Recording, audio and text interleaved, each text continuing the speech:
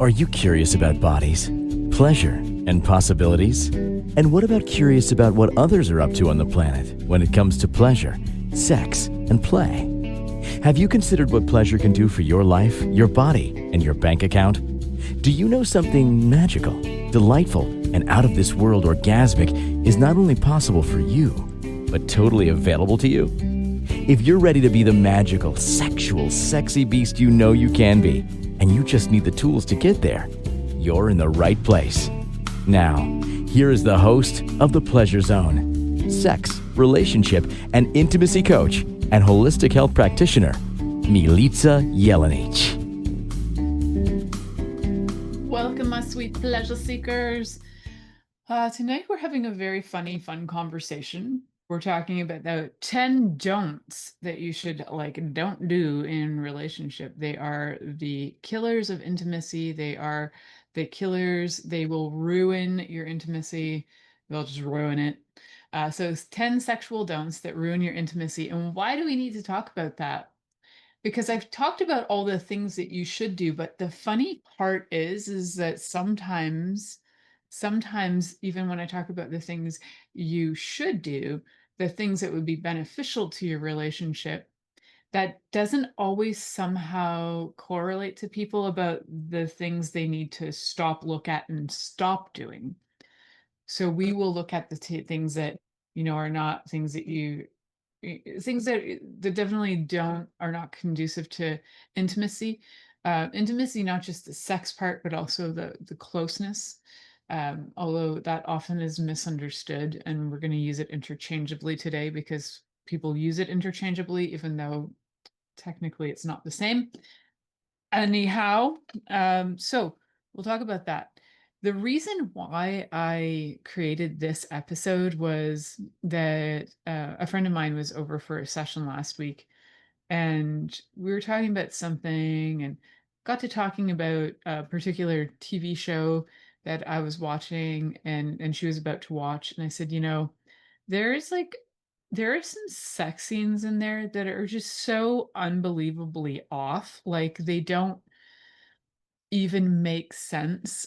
I know they try to make them sexy, but I'm like, in what guy's porn fantasy world is this even realistic? And there were like these scenes where I don't know what it is, where I just see these things where there's like this gropey grabby. I'm not into gropey grabbiness. Maybe people are. Am I weird with that? Like, okay, guys, let me take a survey right here. Who is into being groped and grabbed? Hands up. I'd like to know. I'm not into being groped and grabbed and just like random squeeze. Like I like caressing and I do like deep grab, but if there's just I don't know what it was. There was something about the scene that just made the sex scene so ridiculously unbelievable that I was like, "Rah, rah, rah."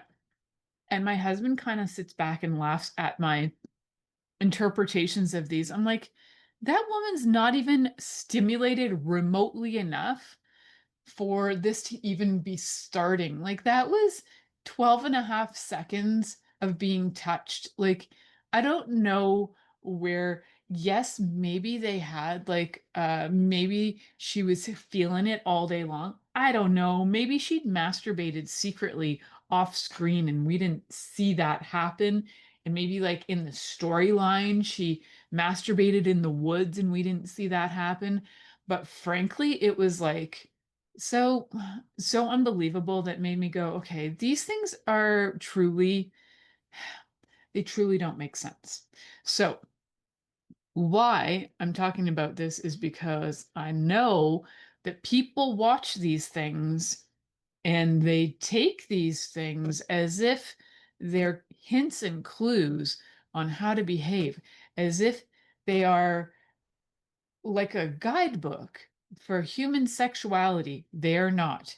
TV shows are not a guidebook for human sexuality. Very rarely have I seen a believable sex scene where you actually feel the energy of it. Um, it does happen between Jamie and Claire in Outlander. You'll see truly beautiful sex scenes where you can actually feel the energy and intensity of the two of them. And at times I'm like, are these two actually doing it? Like, I don't know if they're truly actually doing it. I believe that they are. It's believable sex. The other ones are sometimes there's like positions where I'm like, either that guy's hung like a horse or her vagina has some kind of interesting frontal entry position where I don't know about you, but mine is not like a front entry underneath my belly button. So, yeah, I don't know. There are some truly unbelievable, as in I don't believe it scenes that happen on shows. And then there are truly amazing ones that are like, wow, I feel that. And they're beautiful and there's movement and the way that they film it is lovely. So, yes, I think there are some people who can put that across on film, but it's really, really rare. And even the believability of why their bodies would be turned on is clear. And other ways in other shows, I'm like, the believability is not there. And so, do you guys get what I'm saying? Like, how many shows do you watch and you just go, that sex scene is not even like believable. It's so ridiculous. I remember years ago, so when I first started the Pleasure Zone, I think I was in my first or second year. I had been contacted by a film crew, we'll call it a film crew, who asked me if I wanted to star in some scenes, we'll put it that way. And I was like, no, I don't want to star in any scenes because I don't believe those scenes are believable. And also, I don't believe you could afford me. But thank you for the offer. What I would rather do would be to show you how to make the energy come across on screen and have people's bodies actually be alive and make really, really good films that are believable and lovely, and people will actually, but they're not just believable, they translate off of film, and it's like the energy comes out of the film and your body resonates with it and feels it as if you're part of it. That is beautiful. I was like, that I could show you how to do. Now, I was not called back to direct, unfortunately. However, I'm putting it out there. Like, if there's somebody out there who wants to make believable, beautiful films that have translate the energy across, contact me. That I would be willing to do. All right. So why are we doing this show? Because there are a lot of things that go on that are just not quite believable, that they do ruin intimacy. And so many of them are things you will see in movies. And I swear, once I start telling you what they are, you're going to start seeing them everywhere. You'll even start seeing them in maybe relationships you've had. You might see them in relationships of people that you know. And you'll start to go, oh, okay, yeah, I get it. I get why that could be like a little ticking time bomb in a relationship. And if you have enough little ticking time bombs in a relationship, soon that thing's going to explode. It's going to internally explode and it's going to be messy. So we want to look at how do we turn those ticking time bombs off, turn, the love on, turn the consideration and kindness on. Consideration is a great C word.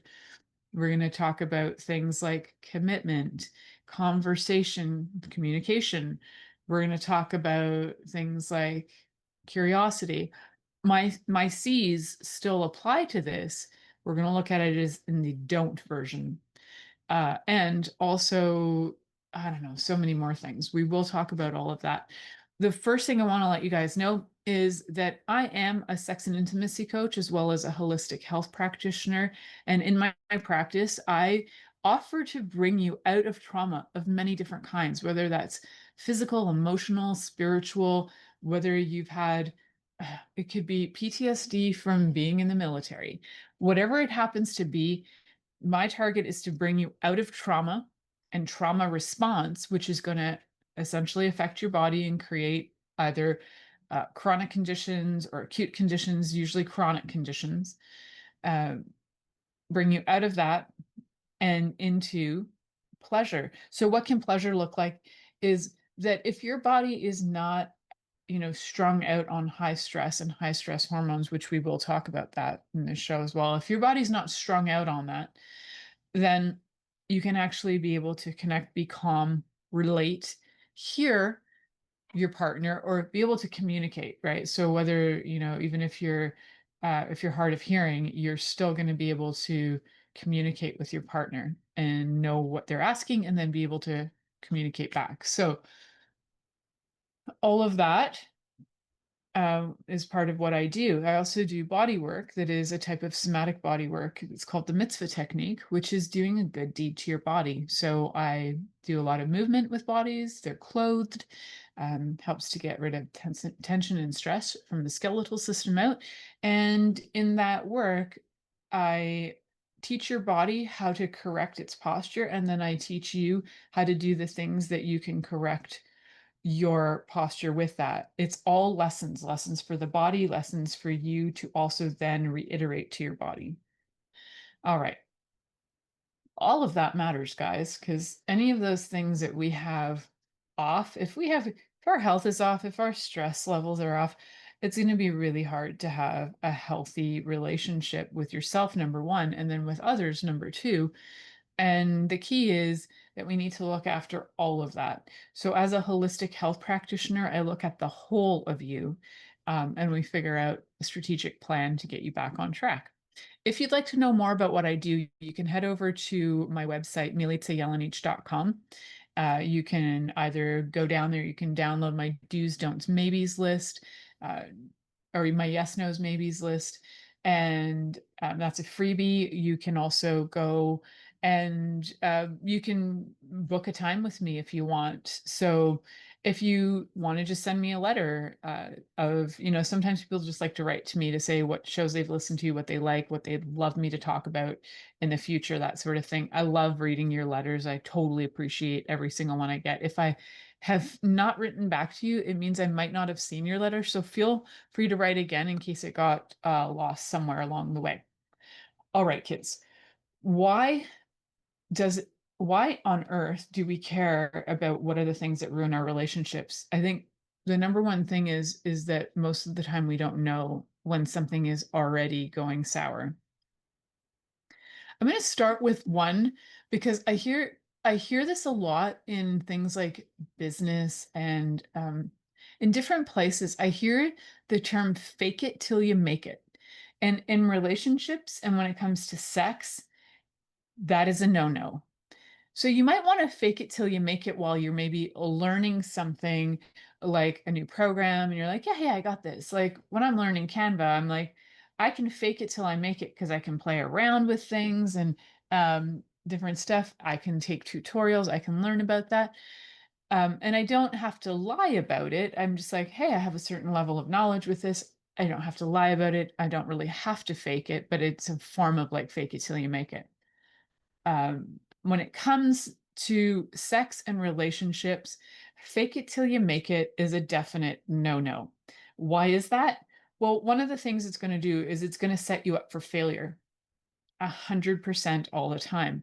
How does it set you up for failure? Well, if you start having sex with somebody and all of a sudden you're like faking all the things that you're pretending to enjoy. If you're faking orgasms and pleasure and everything, then the chances are it's going to start to have you actually not enjoy what's going on. It's going to start to create resentment because you're not getting the pleasure that you desire. It's going to start creating a disconnect with your partner because your partner is going to think that you like something, but you don't. And there is a difference between, whether you've been doing something with your partner, you maybe are long term and you've been having sex in a certain way for a long time and now you want something different. That's not a faking it situation. That's like switching it up and trying something new situation. But if you've been faking it, like if you're faking orgasms, um, it's not worth faking an orgasm because it's far, far better to just have the conversation and facilitate your partner in showing them what pleases you. Because in the long run, it's going to both make their life easier and it's going to make your life happier, your body happier. As a result, they might have compersion, which is like feeling joy because the other person feels joy and pleasure. They might have some compersion over you having pleasure. So that would be a great thing to do. Do you not think? One of the reasons why we often have that fake it till you make it is because people are too scared to ask for what they like. And they're also too scared to stop because they don't want to sound like they're criticizing their partner. And sometimes the fake it till you make it is also because a lot of times it's like women faking it till you make it, but men can fake it too, just so you know. I'm not going to get into full on details why and how men can fake it, but they can. Um, so if you, as you know, we'll talk to the women primarily on this. If you're faking it till you make it, you got to check in with yourself. Like, are you just trying to get it over with? Like, your partner only stops if you have pleasure. Now, if your partner only stops when you have pleasure, that means that they genuinely want to please you. So why don't you ask for what you'd like? So that's a question to think about. Now, if you're only trying to do that and you're trying to fake an orgasm quickly to try and have your partner also finish, or your partner, usually it's like you're faking it because you want it over with. But the point, what I'm trying to say is most of the time that if he or she is like withholding until you, or they are withholding until you orgasm, then the chances are they really want you to have pleasure. But if you don't feel like you can, maybe you're anorgasmic, or maybe you are just not in the mood for it, just say, you know what, I don't really need an orgasm tonight, but what I really like is this, or this.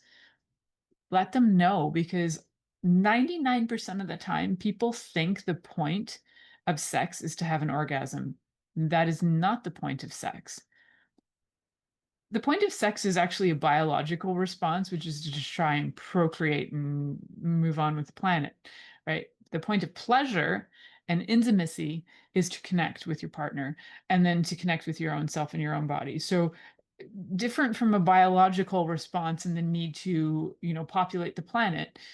If we are looking at the spiritual connection, the emotional, psychological connection to sex, then you actually want to connect, right? So let's make it real. Oh my goodness, I really have 10 of these to talk about. How am I going to get through this in an hour, guys? I'm going to do this. I swear I'm going to do this. So I'm going to give you one tip and tool to switch that around. We're going to go to break right after that.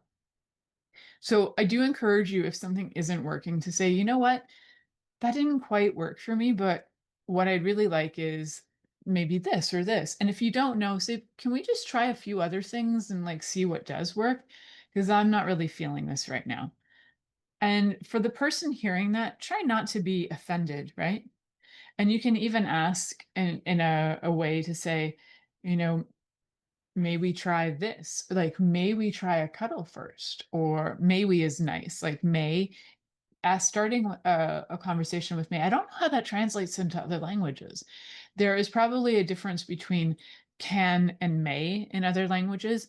And I wonder if the energy of that translates across that as well. That's curiosity. Anyhow, I do prefer may I, or just even be quick on the response of, hey, you know what? Let's try something different. Like, try it this way. So we're going to head to our first commercial break. You're listening to The Pleasure Zone here on Inspired Choices Network, and we'll be right back after this commercial. Are you secretly a voyeur, wondering what's going on in other people's sex lives? What if now is the time for a totally different sexual evolution? Are you interested in people who are pioneers of different sexual and pleasurable practices? Lean in now with Milica Jelenic, where she will entice you and your body to know your own pleasure zone. On the Pleasure Zone radio show, with sex, relationship, and intimacy coach, Milica Jelenic, you'll receive tools, inspiration, and a foundation to allow yourself to receive more in your sex life, and quite possibly other areas of your life as well. Listen for The Pleasure Zone with Milica every Monday at 8 p.m. Eastern Time, 7 p.m. Central Time, 6 p.m. Mountain Time, and 5 p.m. Pacific Time on InspiredChoicesNetwork.com.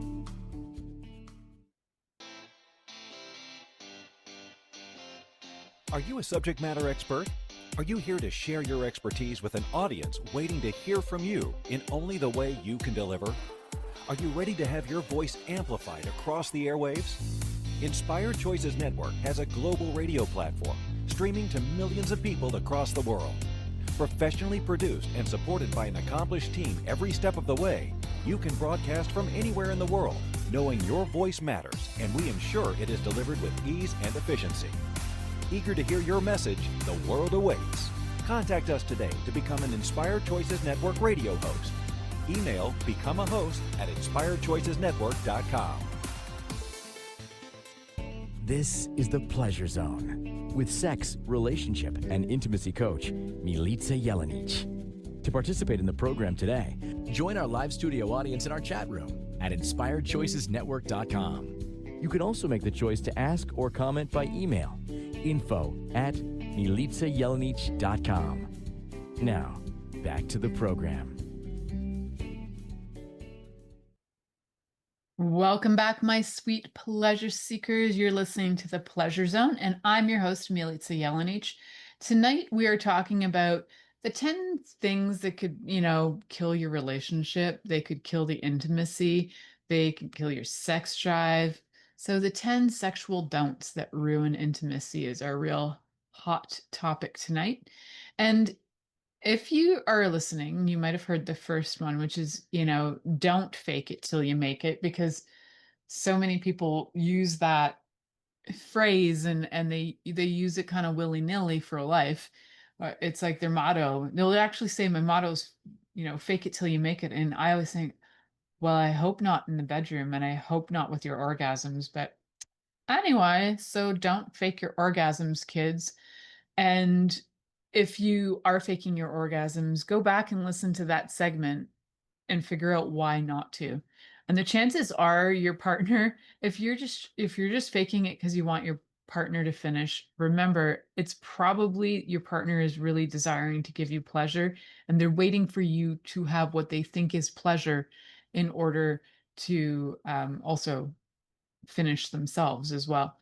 Or they could be control freaks. I mean, it depends, but most of the time we got people who are genuinely caring and kind individuals who genuinely want to give you pleasure. So if you happen to be in a relationship where somebody genuinely would like to give you pleasure, my question to you is, what's stopping you from asking for that? If it's like a matter of language or not knowing or discomfort, you need me to help you. So I'm telling you that. I don't usually tell people that, but there are certain circumstances where definitely you could use a coach. And as a sex and intimacy coach, that's something that I can help you with. So go over to my website and check me out, my friend. All right. So milicajelenic.com. All right.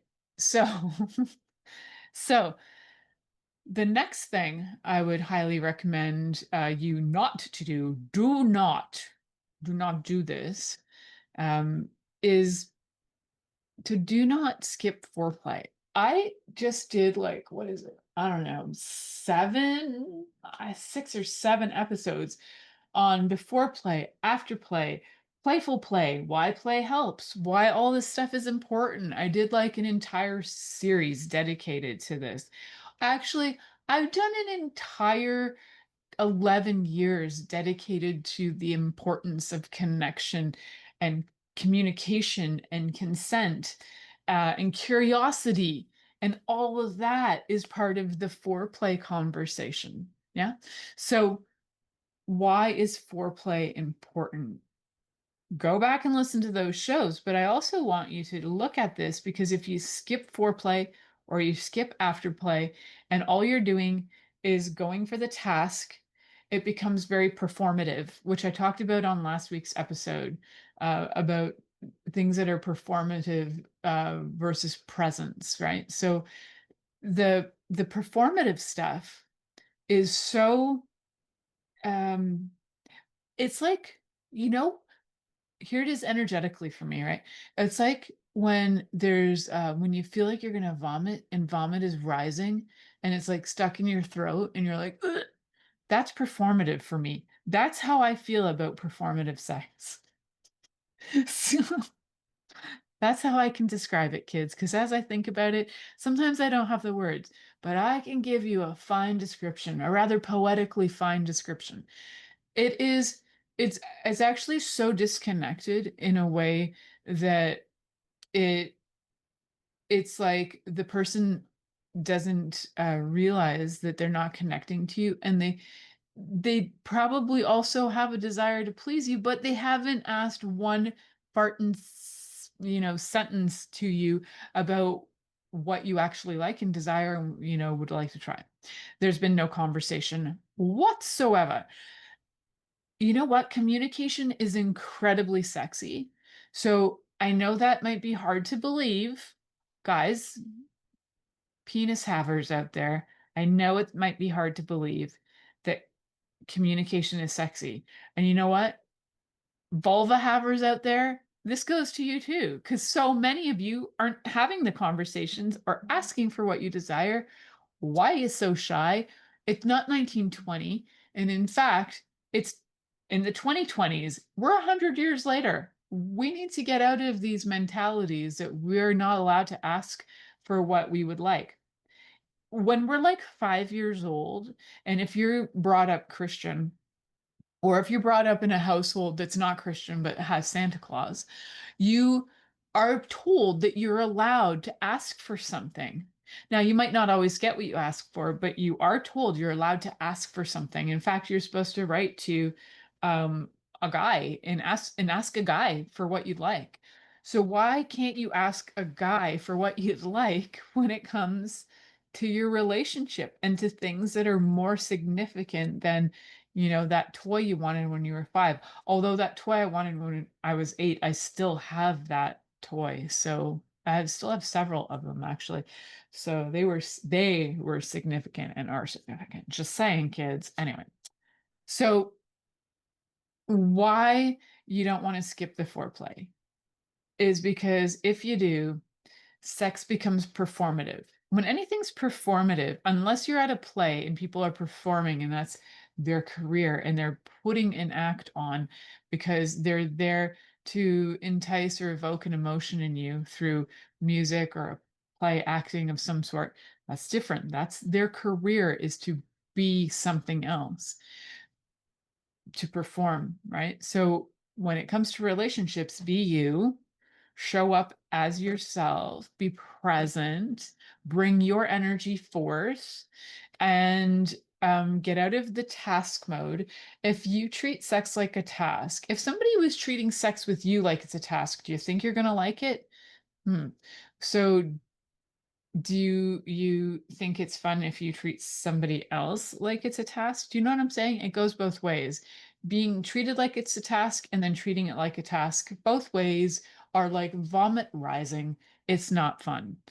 It also, treating it like a task is like, it's kind of like the difference between doing a paint by numbers painting, which is fine. Like some people, that's how they got to paint, or being truly an artist, figuring out how you play with colors and what mediums you work with and bringing your art forth. And when I talk about sex and intimacy, it's not that I'm a natural, like some people are natural born artists, right? And maybe I was a natural born artist. I don't know. Maybe not. And I just like most artists, you also develop more skills and as you grow and your art becomes even more cultivated. Um, yes, sex is a skill and you can grow it and build it, but it also can have a component of talent that you're born with. And it does not need to be performance related. So why I'm saying don't skip the foreplay is that this is part of the artistry. This is part of what makes the beauty of it. This is part of where you're like adding the colors to create the whole picture. Yeah. So I don't know if I've described it that way on here, but these are the images that are flowing through my brain right now. So you guys are getting translations of what my brain is showing me in a full force video. There you go. So some people call it channeling. I just see videos and I'm just telling you the video. All right. So don't skip the foreplay, kids. So one of the things you can do is learn to build the energy. And if you have not listened to those episodes on core play, foreplay, afterplay, during play, all those, go back and listen to those episodes. And I promise you, there's so many tips and tools in there. I mean, I could go on for the rest of this episode just to talk about that as a tool to resolve that issue. But guys, I've done episodes on it. Start with connection. Start right there, right? So that hug your partner, start with that. Keep it simple, because if you try and get like super elaborate on how you connect with your partner and how you do foreplay, you're probably only going to do it once. Maybe it's not going to become part of your life. And you might end up losing interest in doing it because it's too much effort and it becomes performative. So sometimes rituals can also become performative. So, like trying to make somebody have like a, a ritual with you doesn't always work. But if you set time aside and dedicate it to 10 minutes of play, whatever that looks like, it doesn't have to be the same thing every time. That can be helpful. That's just like having a date or an appointment with your partner to connect, and it could just be talking. It might not even be anything sex related. All right, we're gonna head to our. Oh, is it our next? I don't even know what's happening because I'm off on my time today. So no, I'm not gonna head to commercial yet. I'm gonna go on to the next point because I can, because my producer's not like nudging me to go to break. So we're the number 3 of my 10 top don'ts to do is don't ignore your body. So if you find that you're like one of those people who, you stare off into outer space and you kind of like are like zzz, and you're out of there, as compared to like staring into outer space, but then you're part of space and then you are space, but you're aware of where you are and then you're super grounded and rooted. That's a different kind of experience. That's like being in the mind of no mind, but you're also very present. So disembodiment is more like where you kind of feel like you're hovering and you're not there. And if somebody touches you, you might not even notice, or you're so alarmed that when they touch you, you like zip back in your body and you're startled and you're like, that is being out of touch with yourself. It's being out of touch with pleasure. It's being out of touch with touch. And a lot of times, if you are, so a lot of times why people can be out of touch with their body or do that disembodiment is maybe there's a lot of unresolved trauma. And so they just don't know how to connect. Touching is scary, intimacy is scary. You might be neurodivergent and neurodivergent. I always get that wrong. And so I'd never know which one's correct. But I know that if I ask my kid, I'll be told which one is correct.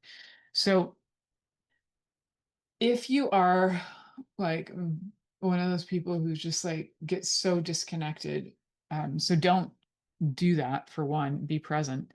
uh, the thing with you know ignoring your body is that you are not even noticing you have a body. So oftentimes if you're ignoring your body, some of the reasons are also because you've been told to be a people pleaser your whole life. And you might be ignoring your body because of cultural reasons, religious reasons. You might be ignoring your body because you didn't even know you were allowed to have a say in what happens with your body. And so the more you ignore your body, the more your body's going to scream at you. And your body will scream in different ways. It might create pain, might create inflammation. It's saying to you, in French, faites attention, pay attention. I don't know why I had to say it in French. I have an aunt that's French, and she would like, to get my cousins to stop doing things, she'd be like, faites attention. And she'd probably correct me in my pronunciation. But anyway, whenever I think of pay attention, I think of it in French. Who doesn't, right? Of course we all do. Anyhow, back to why we want to pay attention to our bodies. Our bodies tell us a lot of things. And if we don't listen, it will create disharmony in our body. It's like our body, we have a relationship with our body. If you don't pay attention to your partner or say you ignore your cat or your plants. If you ignore your plants, they'll die. If you ignore your cat and don't feed it, it's probably going to die. Might even jump on you. Cats will even eat you, right? If you die, and then if you die, and then they're ignored, then they'll eat you. That's what cats do. But that was a total digression, kids. That's how my brain operates. So why we want to not ignore our bodies is to make sure that we are both being, so when you're in your body, you can feel, you can sense, you can know what you desire, you can know if you're safe or not. You can even know things like if you're thirsty, if you're hungry, if you're tired. When you're disembodied, you often can't even feel whether you're tired, thirsty, or hungry. And somebody could ask you, and you might be like, I don't know. I don't know. Am I tired, thirsty? I don't know. I spent years not even knowing whether I was tired, thirsty, hungry, or had to go to the bathroom until I'd be like on the verge of almost peeing my pants. And then I'd be like, oh, I think I need to go to the bathroom. So, and I could be thirsty to the point where, like, I need water right now, but I'll take that on my break. I could be thirsty to the point where I have headaches and I wouldn't even realize what I'd done to myself because I was so disembodied from trauma. So it's important to definitely be connected.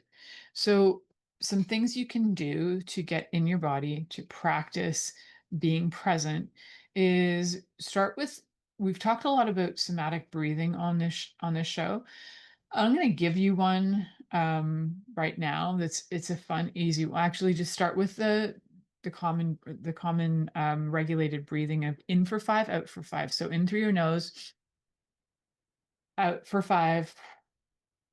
But you can also do expansion breaths where you breathe in as much as you can, and then you do an extra like snort in, like, and then you can do extra snorts. And they expand your breath, and then you can hold that expansion. You can go for more snorts if you want, like, and then you'll actually feel like your body opens, right? And then deep breaths out right into your belly, and feel your belly like go down and let all the air exhaust out of it. And you don't just do one. So when I tell people to do breath work, it's so funny to me. I'm like, do that, try this, I'm like, okay, get on the table. They'll do it twice. I'm like, no, I'm talking for the next half an hour. And then I'll remind them, I'm like, okay, breathe again. Because so many times people will stop breathing. They do not pay attention to their body. They do not pay attention to their breath. They don't even know when they're thirsty. Water and air are pretty fundamental to us staying alive. So we do need to have those and take those in.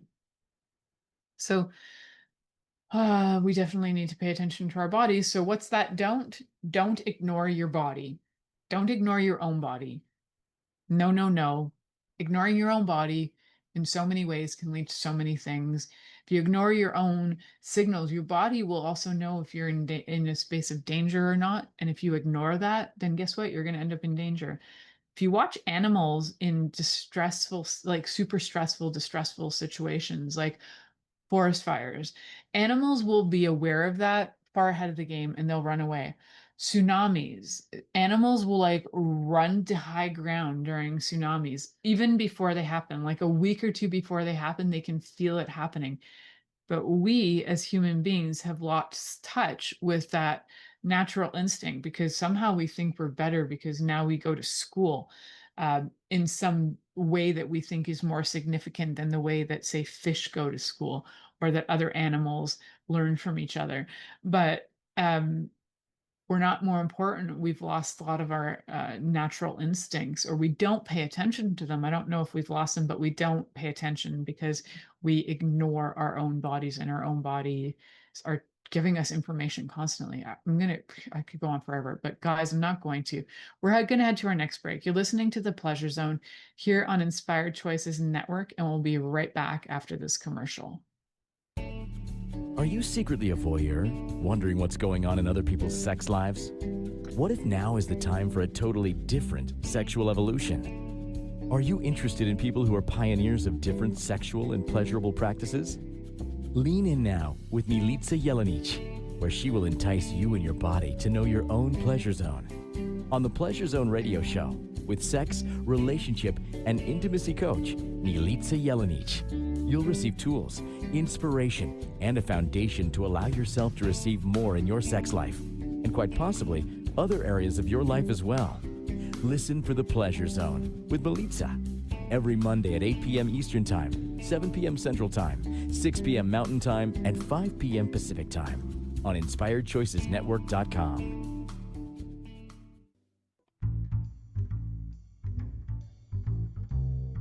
How wonderful would it be to carry your favorite Inspired Choices Network host with you throughout your day? Well, now you can. Inspired Choices Network now has its very own mobile app. Our free app offers live streaming shows, along with thousands of podcasts and TV episodes. Our shows cover a wide variety of topics. Whether you're waking up with us, carrying us through the day, and taking us to bed with you, we're always here for you to enjoy. We're easy to find. Just search for Inspired Choices Network in the Apple App Store or Google Play Store. This is the Pleasure Zone with sex, relationship, and intimacy coach, Milica Jelenic. To participate in the program today, join our live studio audience in our chat room at InspiredChoicesNetwork.com. You can also make the choice to ask or comment by email, info@milicajelenic.com. Now, back to the program. Welcome back, my sweet pleasure seekers. This is Milica Jelenic, and you are listening to the Pleasure Zone here on Inspired Choices Network.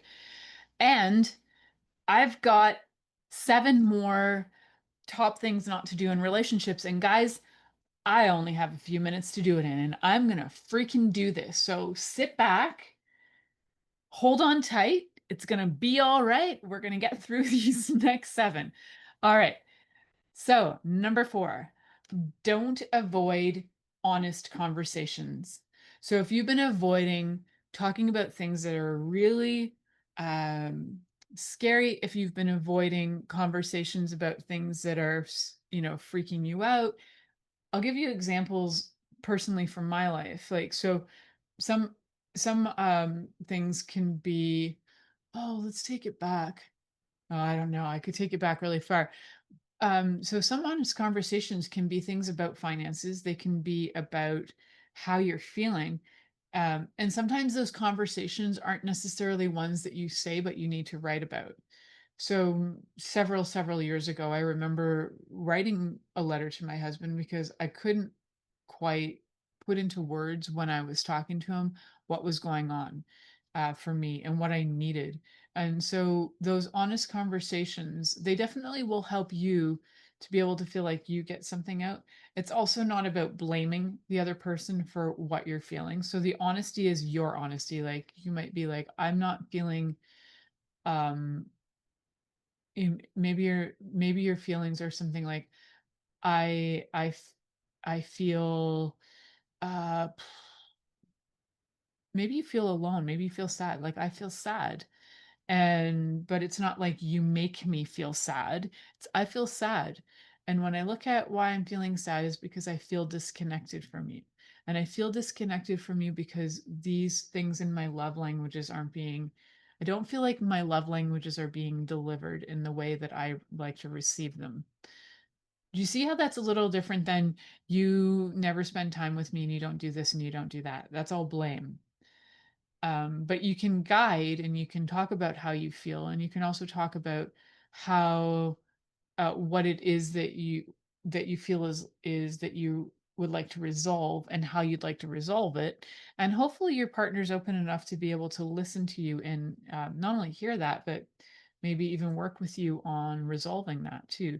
Avoiding honest conversations can just have things draw out forever and ever and ever.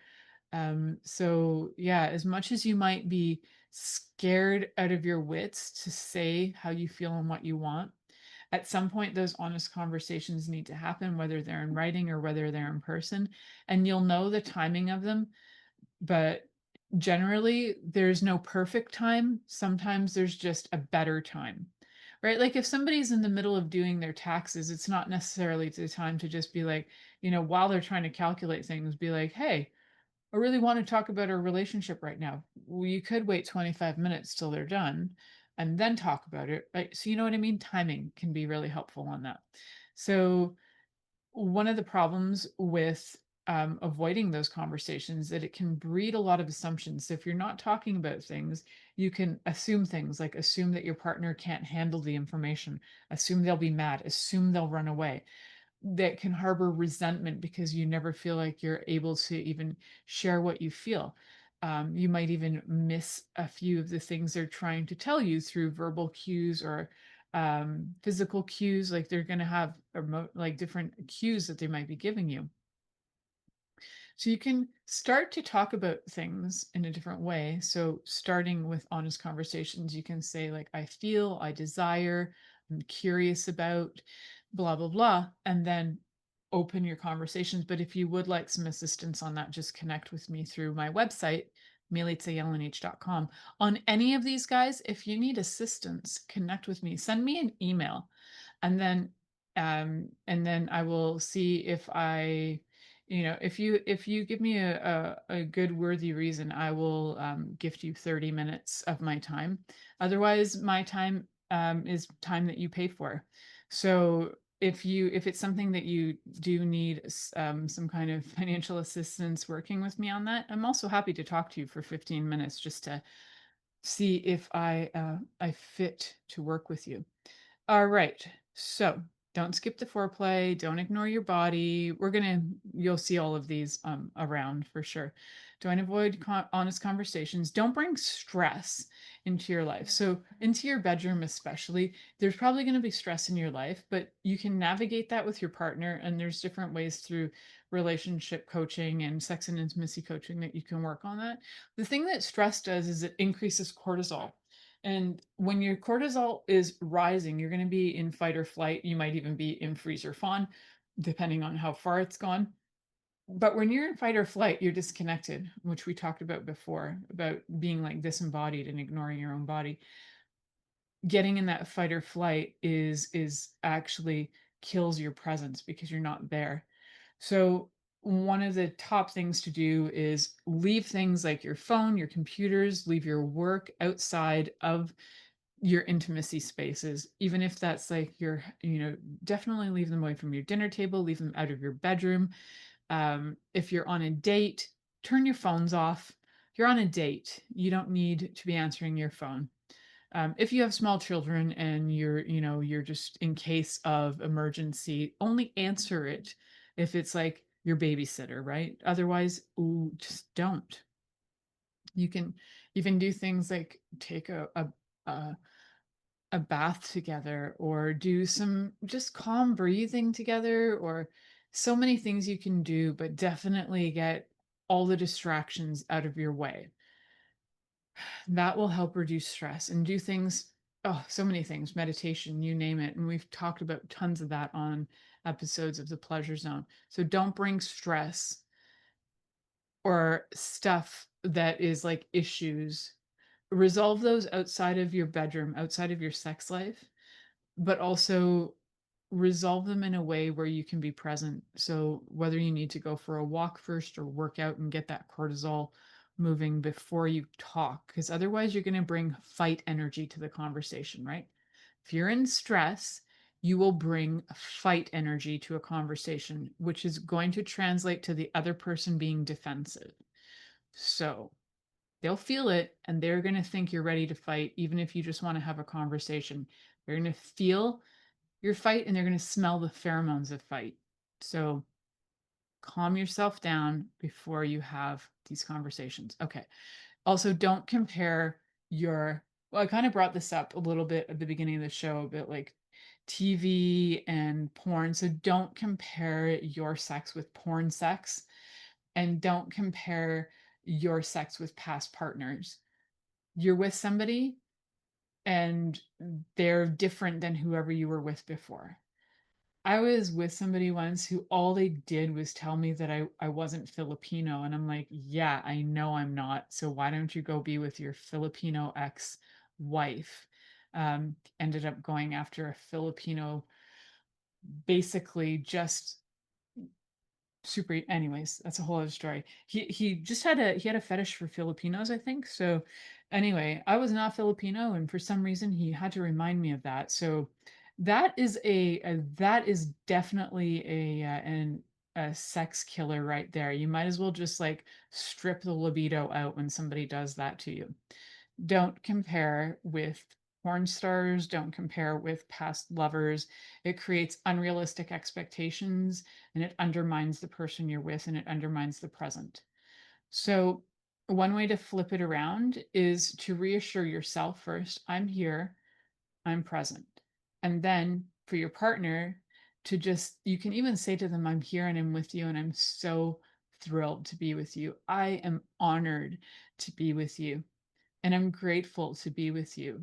Like that, how lovely is it when somebody says that to you? So also don't focus only on the genitals. We've talked about this so many times. Do not focus only on the genitals. That will kill the sex so fast. Your body is entirely orgasmic. In fact, orgasms are in the brain, like that's where they start.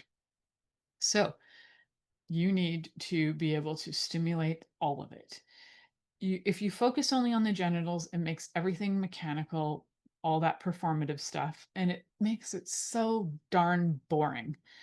So you can use so many different things like pleasure maps, erotic maps, touch blueprints, all of that. Explore the non-genital zones. There's so many different methods on how to actually take sex and the genitals off the table to increase intimacy. If you need tips and tools on that, connect with me.